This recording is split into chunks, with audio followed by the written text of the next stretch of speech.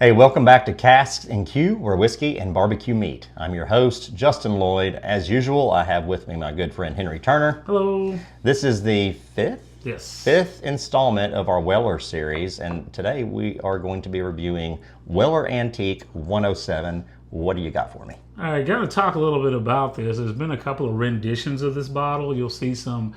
I think there was a centennial edition released to this of the 107 that goes for crazy amounts.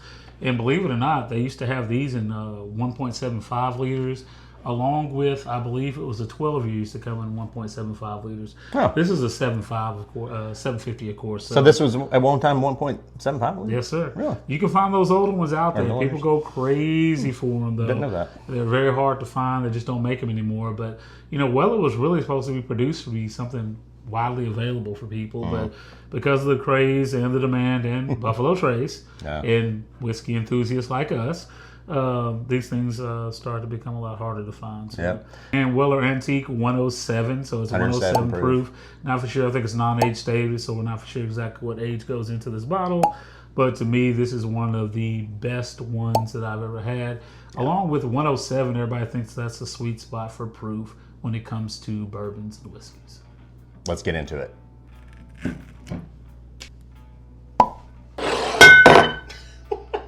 God. A little rusty.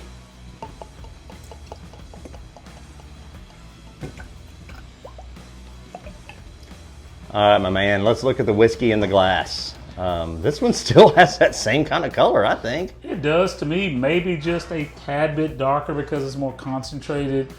Alcohol is actually in that glass, but that could also be the impression. But I think it has just a little bit more amber notes in there, a little bit darker brown. It could be, yep. Well, let's nose it, taste it, and talk about it. Weller Antique 107. Yes. Man, I love this one. Let's give it a nose. All right.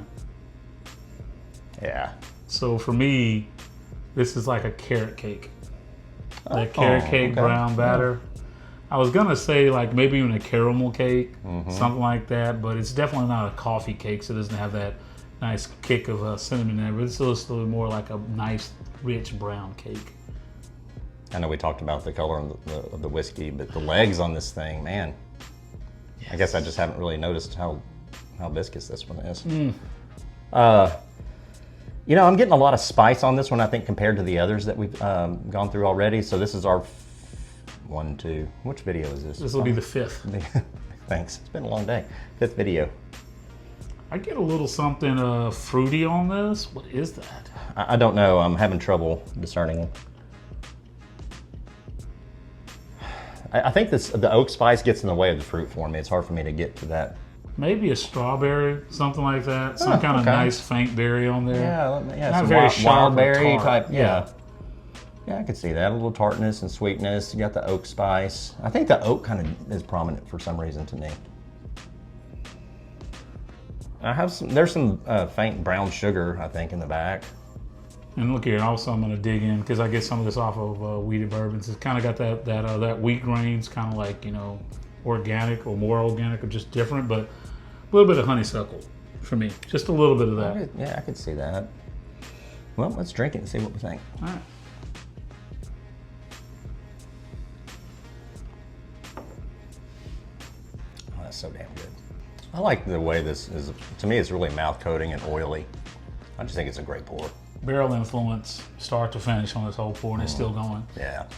Regardless of what the age is, the proof, you really get a nice barrel char, not smoky, but just well flavored on this entire pour from start to finish. That's the one thing that I would say is the biggest difference of all the Wellers that we've gotten so far is that was the first thing that hit me is like just a nice 5 to 6 year old wheated bourbon. Yep. In that barrel, just fantastic.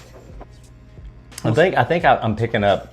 There's a little bit of leather on this for me, I think, and the wild berry, a little bit of that tart wild berry thing, and the caramel. Did you mention caramel? Yeah, that's definitely there. And the vanilla and the spice. And I think it's kind of what I'm picking up there.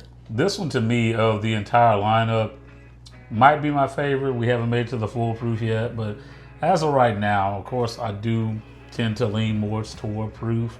But this is just a great proof point. Great flavor notes that's coming off of this. Just a nice well-aged wheated bourbon. It seems like the bourbon and that barrel are just interacting perfectly and delivering exactly what you're looking for when you get it out of this pour. That's well said. I really love the finish on this one. Like as I'm sitting here, it's still there, and it's you know, I mean, I just took a drink, but I think that finish lasts for a couple minutes. I think you can sit there for a while with a a good 2-ounce pour and really enjoy this one. It's not like you have to keep reaching back to to finish it to get some flavor and experience out of it. You can sit there with this one and sip on it for a while. It's going to be really enjoyable. Yep. So let's go ahead and give it a score. Availability, taste, and value are the criteria. What do you got? Availability on this one's not supposed to come to our state. So here's looking at you, Ohio. Yeah. But we can see this around our state the most. Yeah. So if you're going to put this at availability, I would probably give this probably about a 7.5. The price on this is a $60 bottle if you can find it. I've never personally paid that price for it. I think I've got a couple of these at $100 when I'm lucky enough to find them in Memphis, which is a relatively good price for this. But when you see it somewhere else, it's probably going to be around $200. That's the price you usually might see for this. Yeah. I think I paid $100 for this one. So, on the secondary. And then what's inside the bottle? I mean, so I'm sorry. So I would go with price 6.5. What's inside the bottle? 8.5. So this one's gonna still probably land at about 7.75 for me overall. I really do like this expression from the Weller lineup. I like what's going on with it. It's a really good bottle. I have one of these and I have a backup, so it's one that I'll almost always try to keep into my house. And this is some people's very favorite pours. It is Bruzel's favorite bottle of all time too. So, oh, it is? Yeah. I didn't know that. He loves Antique 107. Yeah, I can't argue with that. I was going to say the same thing that you said. I try to keep this in the rotation. So yeah, I mean, it's one of my favorites.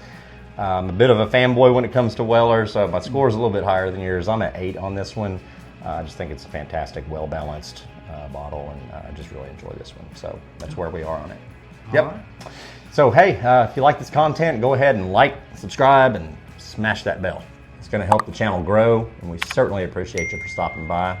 Once again, Henry, thank you. Thank you for having me. Yep, and we'll see you next time. See you on the next pour.